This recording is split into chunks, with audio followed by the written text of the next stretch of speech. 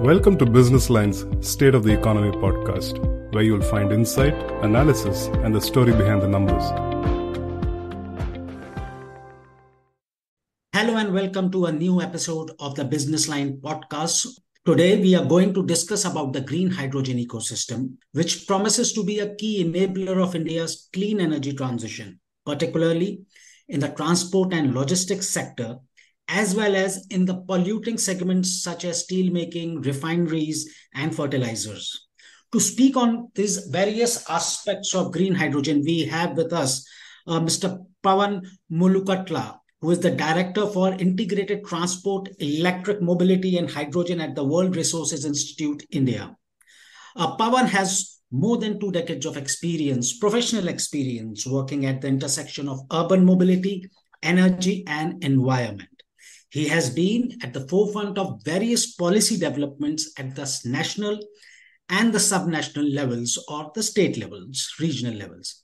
Among his recent milestones is his leading WRI's knowledge support for the development of the National Green Hydrogen Mission, which has been recently announced by India's Ministry of New and Renewable Energy. Pawan has also enabled development of various policy initiatives aimed at the electrification of public transport solutions. He has been a critical force in enabling subnational systemic changes that have led to the ongoing acceleration of electric mobility at the state level. His insights on green hydrogen and its impact on transport could offer deep insights to our readers and audiences on the commercial aspects related with the green commodity. Hello, Pawan. Welcome to our podcast. I hope it is an invigorating session. The first question for you is that how do you, when you look at India's green energy transition and with particularly focus on the key polluting transport sector, how do you analyze the progress that the country has made so far? And or do you feel that a more concerted effort is required? Hi, Rishi, and thank you for having me on this podcast. I think coming to your question on the whole energy transition, specifically for mobility sector, I think a lot has been done. And of course, a lot more obviously needs to be done. Now, there have been so many national policies, right? There was FAME 1, there's FAME 2. There are talks about FAME 3 policies also. And, we have made quite a progress. I mean, today we have almost about close to 4,300 electric buses that are moving around on Indian roads. We also have close to 1 million electric two-wheelers. We have close to 1 million electric three-wheelers, and of course, close to 60,000 electric cars. I think given this, and in addition, we are also targeting how do we make India as a strong manufacturing base. There was this whole PLI scheme that was launched to ensure that battery manufacturing happens in India and we are not just the end users. And in addition, there was also this advanced chemistry cell ACC scheme, which really talks about ensuring that alternative chemistries are also being tested and piloted and getting implemented. So there is a whole lot that is actually happening today. And also in the green hydrogen mission also, there's a specific focus on mobility where it really talks about getting hydrogen trucks and hydrogen buses in the next few years to really pilot and be supported so that those learnings can then help us grow. So I would really say that from where we were 5-6 years back and where we are, it's a huge jump. And in addition, I also wanted to bring one more data point is about the role of startups.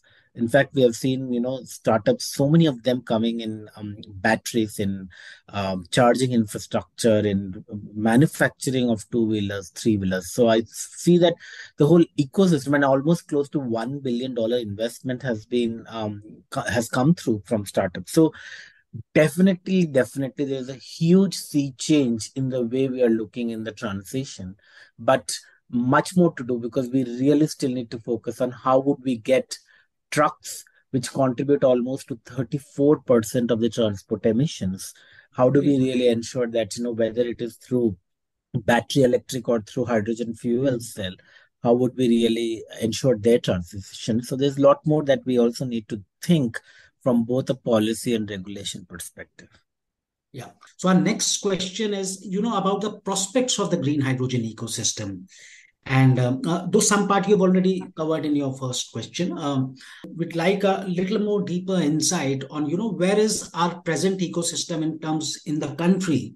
How much developed is the present ecosystem, and where do we need to reach from here with India having ambitious goals for 2030? Uh, where do you think we are right now, and where do you think we should be by 2030 or in between if there are any key milestones? Very interesting questions. Currently it's not that we don't use hydrogen. We use almost 6 metric million tons of hydrogen on an annual basis. And this is derived from fossil fuels like natural gas, coal gasification, and naphtha. Yeah. And this accounts for almost close to, 8.5% of the global demand, with the majority used in petroleum refining and ammonia production and so forth. And we are also going to see a huge demand for hydrogen, almost reaching close to 28 million tons by 2050. Now, the question is, that's why if you see the National Green Hydrogen Mission that was launched earlier this year with almost close to 19,700 crores of outlay, the focus is on key sectors, right? This green hydrogen can be used as a vector for industrial decarbonization because these are very hard to abate sectors. For example, your refinery, your fertilizer industry, your gas. So you can city gas distribution, your cement, steel.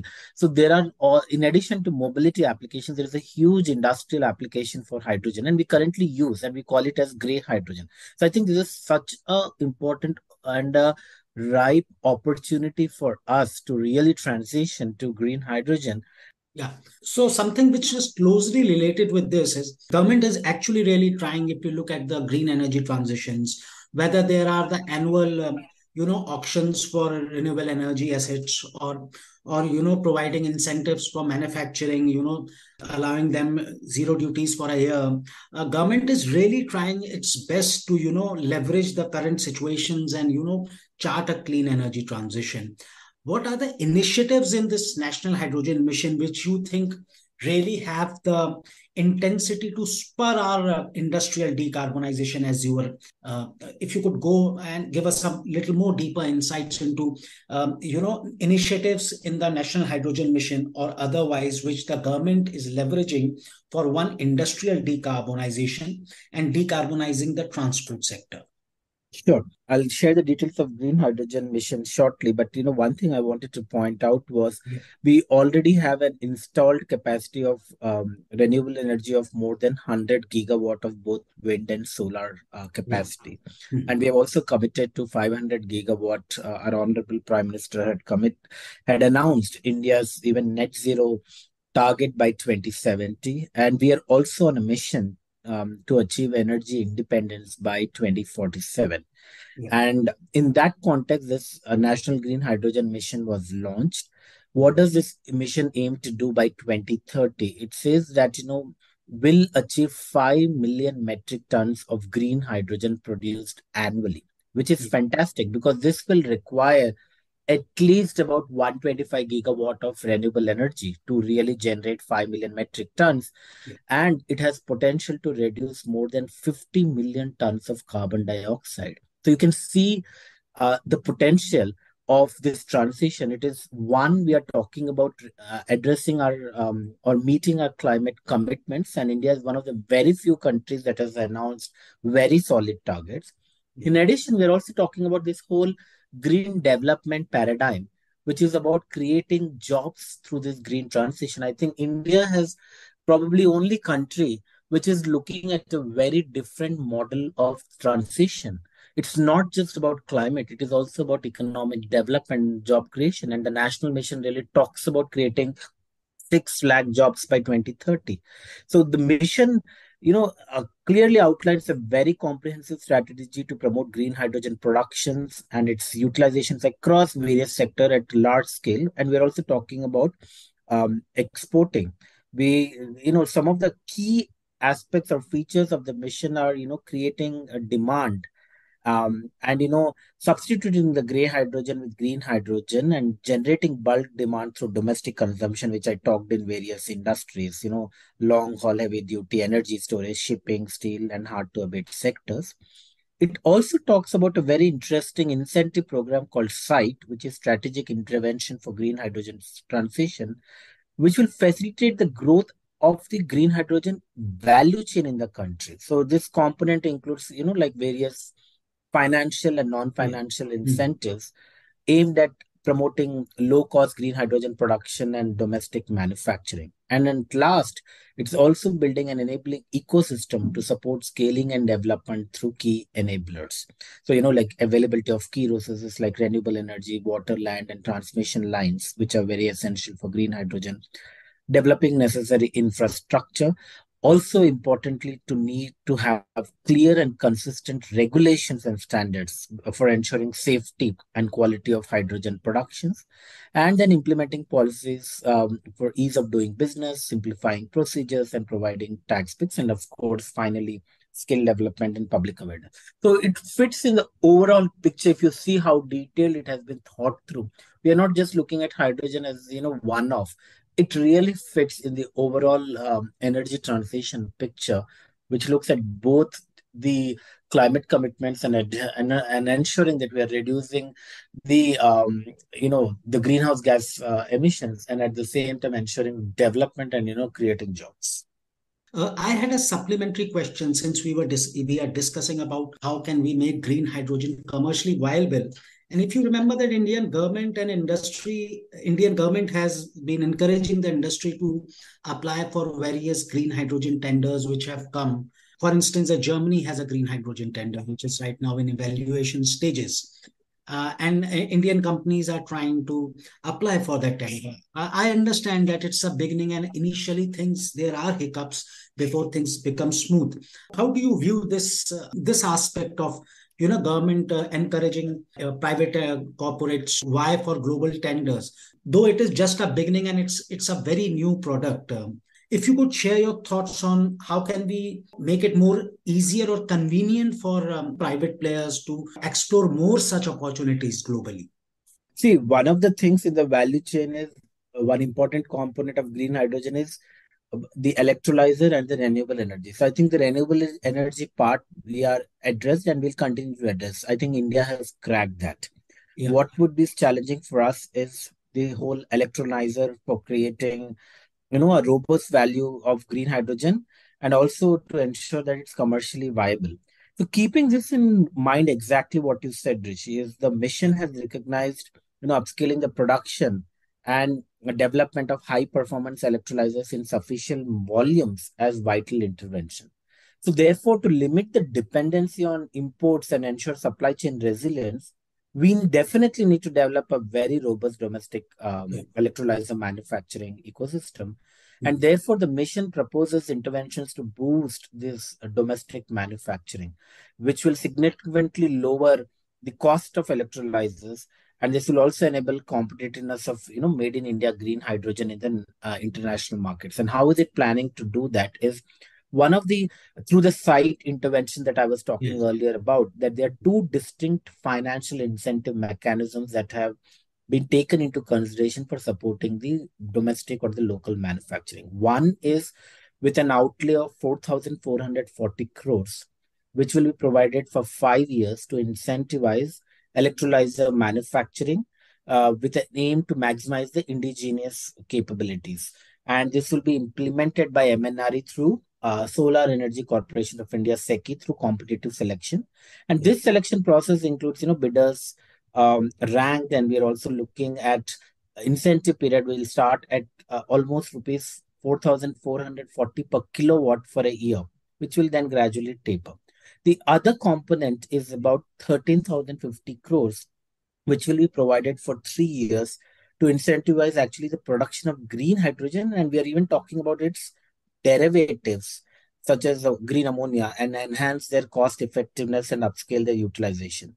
And again, this scheme will be implemented by MNRE through SECI on a competitive selection and incentive period. So if you see these two, I think we are talking about two different incentives to really push very hard. It's actually almost the majority of the mission, the scheme itself is focused on electrolyzer manufacturing and also giving incentive for production linked incentive, which is green hydrogen based incentives. Yeah. Beautifully put, Pawan.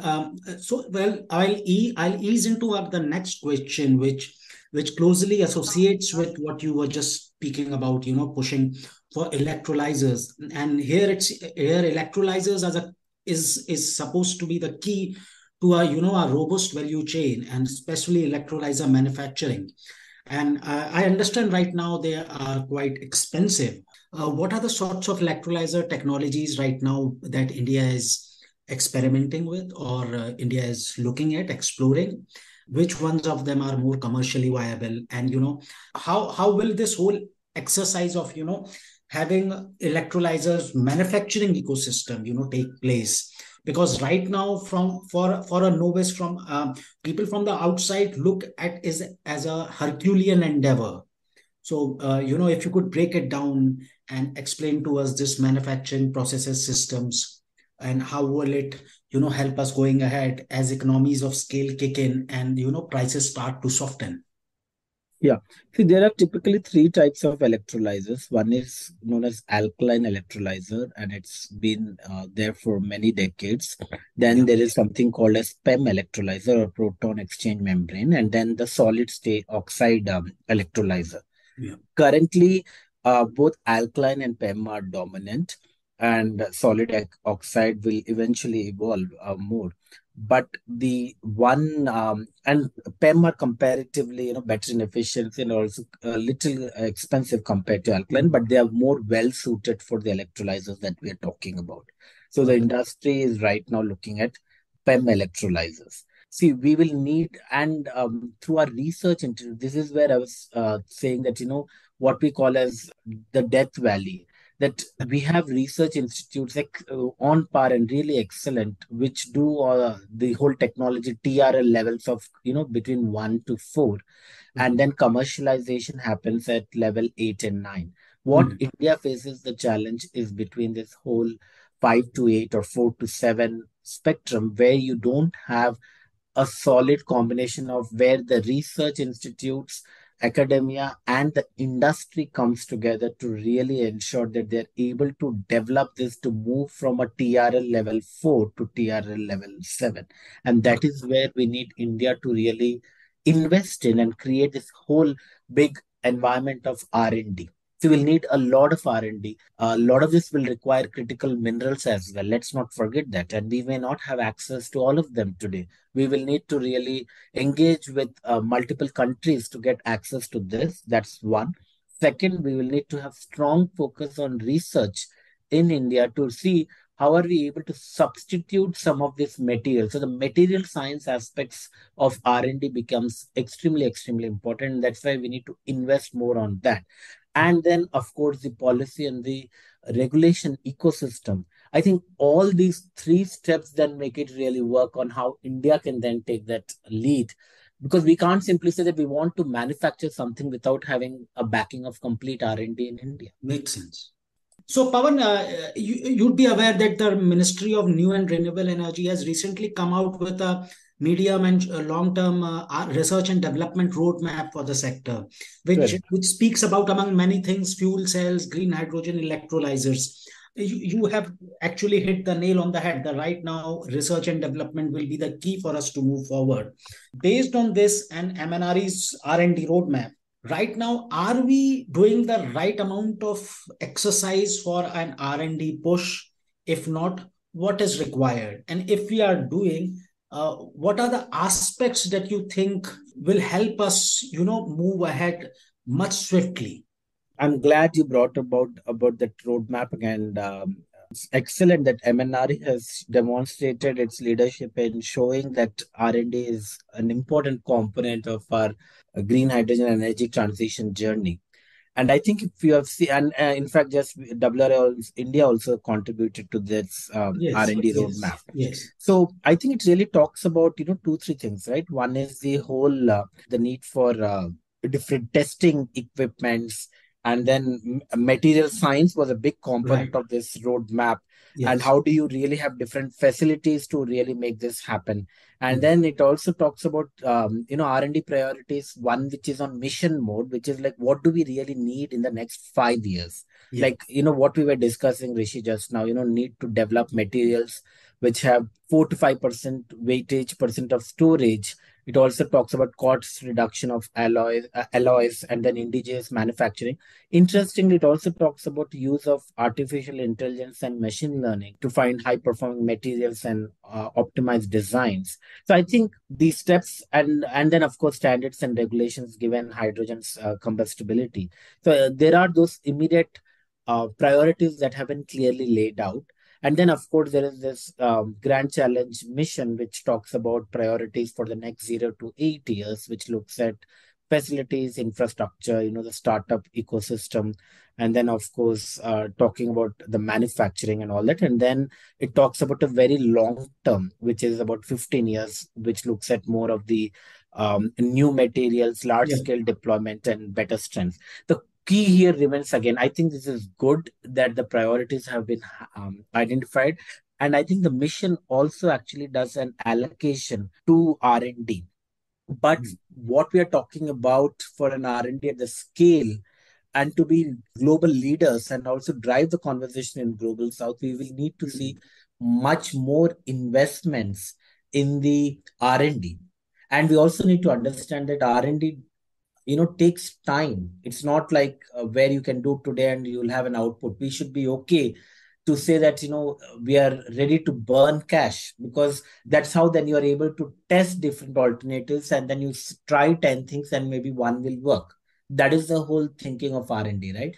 The roadmap is set. We need huge investments to be seen in R&D, and then we also need two types of R&D, right? One R&D which is very long term, but we also need an R&D which is more of the industry, research institute, academia, consortium, Mm. because we need to address problems which are at hand right now. Yeah. So both combinations need to go hand in hand. So, a key issue about green hydrogen will be storage. Because of its low density, storage becomes very important. And here it is this is something which our also audiences would also be interested in understanding from your expertise, that how is it possible right now? Because in storage is it will become costly. So how should people who are pursuing want to know more about green hydrogen, how should they look at storage issues with green hydrogen? See, to begin with, I think we'll have to think of co-location, right? One Okay. where Yeah. we are producing hydrogen and consuming at the site. And that's why I think all these industrial applications become obviously easier when Yeah. you're talking about your refineries or your fertilizer or steel or cement. As you rightly said, transporting pure compressed hydrogen at high pressures, or what we call as cryogenic states, would be extremely energy intensive, and it will become uneconomical for large scale usage.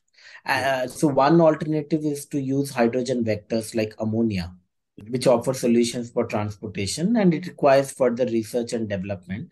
Because once the challenge is if you're converting it into a different form, there will be energy loss, and then again reconverting back, there will be costs. So I think this becomes a challenge. There are three different primary options for hydrogen transportation. One is through pipelines, one Yeah. is the pressurized trucks, and the third is shipping. Yeah. Trucks are suitable for very short distance, 200, 300 kilometers, due to low conversion cost. Yeah. And for long distances, when you're talking about 1,000 to 3,000, 4,000 pipelines. And then, of course, shipping is when you're doing more than 5,000. And this all these are very would require high infrastructure costs also. Typically, pipelines are considered as the most cost effective for high volumes and long distance when there is consistent demand. So one way to do, which we are seeing, is this whole repurposing of natural gas pipelines, which can be used for hydrogen transportation and can be blend. Yeah. And we have to see this on a case by case, which will depend upon the type of the steel which is used in the pipeline and the purity of hydrogen that is being transferred. Interestingly, India possesses an extensive natural gas infrastructure, which offers huge potential for hydrogen transportation by blending it with natural gas. and therefore reducing the need for very capital intensive hydrogen pipelines. So this is one part. The other part you were asking me was about this whole storage, and storage can be looked at from two perspectives. One is how do we ensure increasing the affordability and scaling of green hydrogen infrastructure through its supply chain, including Yeah. transportation and distribution, where we really need to do multiple pilot projects which are coming out with emerging technologies. For example, port infrastructure would require for green hydrogen its derivative like green ammonia bunkers, real refueling stations, and pipelines to facilitate bulk transport. So here you will require coordination of various ministries to play an integral role, and then of course you need regulations and standards. We also need to look at the whole option of, can we look at decentralized green hydrogen production? That's one way which we were talking earlier, right? Co-location and just use it at the site. And the other part is this whole development of what we call as hydrogen hubs or valleys, where you actually are talking about creating a huge cluster. And this is what even the government of India has announced on creating a hydrogen valley cluster, where all your industries, your uses, everything is located in one region. And that way it becomes then easier for the industry to really mature. As you were explaining about transporting it, mixing it with natural gas, we are having Indian OMCs and companies are running various experiments on mixing HCNG, HPNG. When I covered it last year, the talk was about mixing up to 15% of hydrogen with CNG and PNG, because at 15%, embitterment is at the lowest level. That is what it was said then. But last month, EIL has submitted a report, Engineers India Limited, and the initial report says that up to 3% can be mixed. Just wanted to get more clarity on this, that about this mixing of green hydrogen with natural gas. But right now, what is this mixing percentage and at what level are we? I think a lot of, I heard GAIL was experimenting Yes, and in they were, Assam they are doing. Yes. yeah, so they were actually testing this blending percentages, and we have to do it very carefully. So right now, I think we may be testing, close to 5%, 6%, and gradually increase and see. Sorry, I'm interrupting you, because the issue that you rightly pointed out is about the pipelines. So the old pipelines would need some changing right now. That is the initial thought because of the metal composition.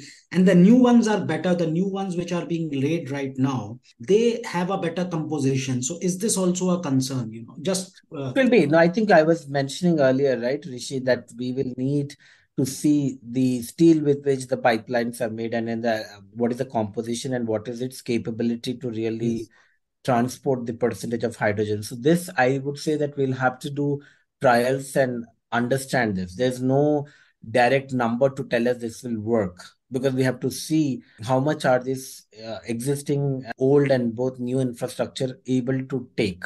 And we have to be very careful, right? We don't want any safety hazards or issues to come out. So I would really say that gradual increase in percentage and testing would be good. And there is, therefore we'll also need research. If you're talking about 15% blend and 20%, I've heard 20% blend also. In that case, we'll have to talk about what kind of infrastructure are we talking about. I don't think the existing infrastructure per se may be able to cater to such high percentages. But we were sort of surprised by the 3% number given by EIL, but it's still their initial report. So moving on, the G20 Energy Transition Ministers meeting, the Energy Transition Working Group meeting, and the Clean Energy Ministerials just got concluded. And one of the green hydrogen was a key theme in all of these. Something which a lot of people have pointed out is the spate of growing protectionism. And what they suggest is that there should be a global standard. So while almost a lot of countries are working on their own R&D initiatives and are developing their own standards, many of them point out that at this stage it would be pertinent that if there is a single standard, so in future, to avoid unnecessarily hassles or issues which would arise. For instance, India has expressed its reservations about the German tender of having a separate transmission line for providing clean energy or renewable energy. So instances like this, we assume, will grow if every country has their own standards. Yeah, see, that's what India was trying to do with this whole energy transition working groups to get But the consensus consensus around wasn't there this time around. the standard for Yes, hydrogen. And I think we proposed certain standards also. I we don't think did. there was any consensus that was Not at all. finally developed. But what I see more happening is that there'll be lot more of bilateral agreements that will start coming up. This is how countries will test their strategies and will also test the technologies, where they will say that we will see where we can produce. Some countries will import, some countries will export. And therefore, I think while India plays this global leadership, role of bringing everyone together on building this consensus, but I think we also need to look at how do we really ensure we are able to grow our own domestic industry right now. Thank you. That's very well put. The last question and the most pertinent question, which we require a huge amount of investments in the whole ecosystem.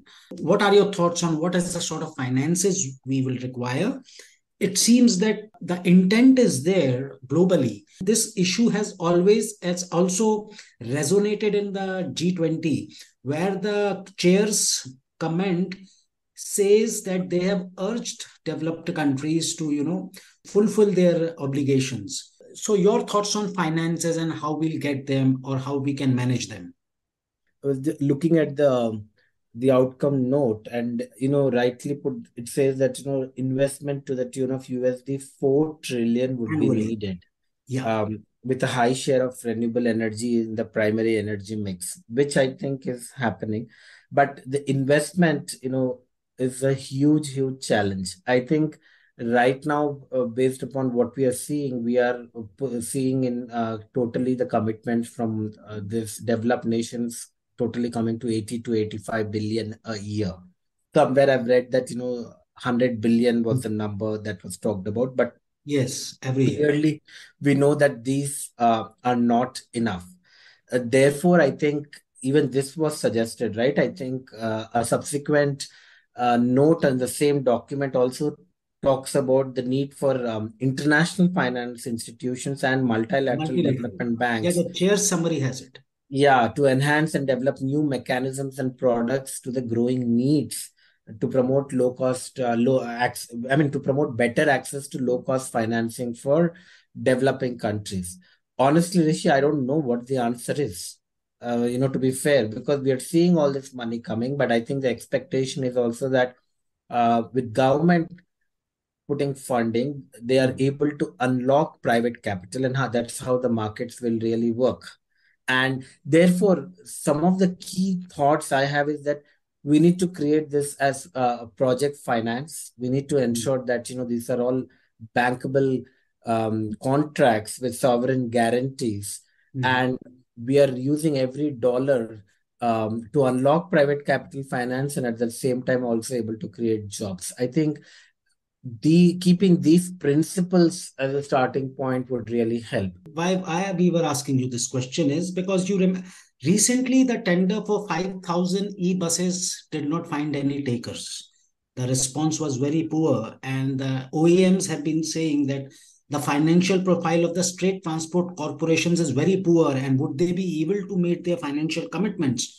So they are asking the government for to manage non-recourse financing for them. So which in a sense points out the problems that are there. The Basically, you need very watertight contracts. You need the contracts to be digitized. That's number one. Mm, Second, just look at that e-bus example. mm, 2, 3 things need to happen. We need to have payment security mechanisms. You need to ensure that there is either a public backed security mechanism or a private insurance that really ensures that operators will be paid on time.